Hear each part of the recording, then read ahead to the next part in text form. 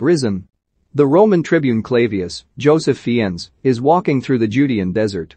He appears disheveled and overwhelmed. He comes across the home of an innkeeper and is allowed to stay for a while.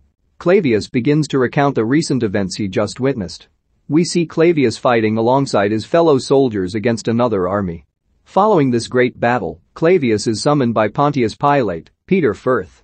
Pilate discusses his justification for having to crucify Yeshua Jesus Christ, Cliff Curtis.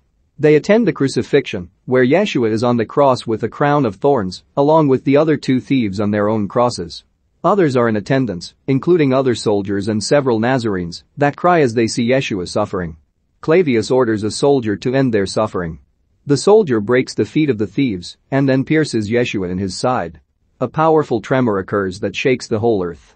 After the commotion settles, Clavius looks upon the face of Yeshua, a bloody tear going down his eye. Yeshua's body is placed inside a stone tomb.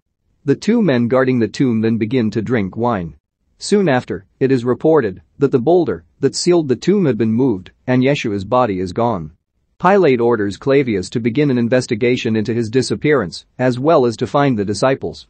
Clavius is paired up with Lucius, Tom Felton, to aid him in his search for answers. Clavius begins seeing and interviewing several people that were close to Yeshua or knew of him, including a blind woman and one of his followers. Clavius is told to seek out Mary Magdalene, María Botto. Being a woman of the streets, several soldiers are familiar with her and thus know where to seek her out. Clavius locates her and chases after her when she sees him and runs. She fails to give him any answers. Clavius also sees the apostle Bartholomew, Stephen Hagen, who gleefully expresses his loyalty to Yeshua. Clavius then seeks out the guards that were supposed to watch the tomb. He speaks to one that admits to having been drinking, but the guard claims to have seen a blinding light and a figure emerging from the tomb. Clavius dismisses it as a drunken vision. Clavius and Lucius observe the corpses of the most recently deceased, including the thieves that were crucified. Clavius brings an unrecognizable corpse back to Pilate and claims that this is Yeshua. Eventually, Clavius comes by a house where he encounters Bartholomew and Magdalene with the disciples and, to his astonishment, Yeshua himself, very much alive. He has the wounds on his wrists and abdomen to prove it is really him. After a moment, Yeshua suddenly disappears. The men remember that he told them to seek him out in Galilee.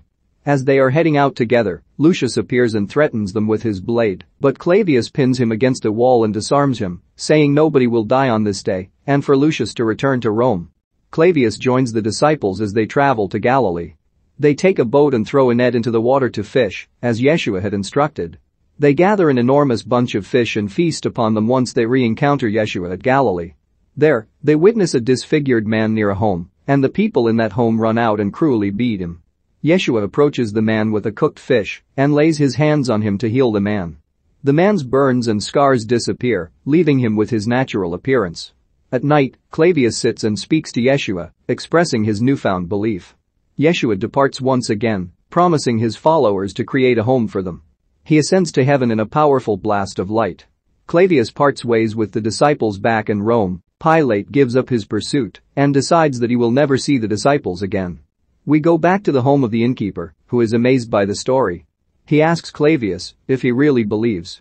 Clavius says he does and that something in him has changed. He leaves the home and continues walking through the desert.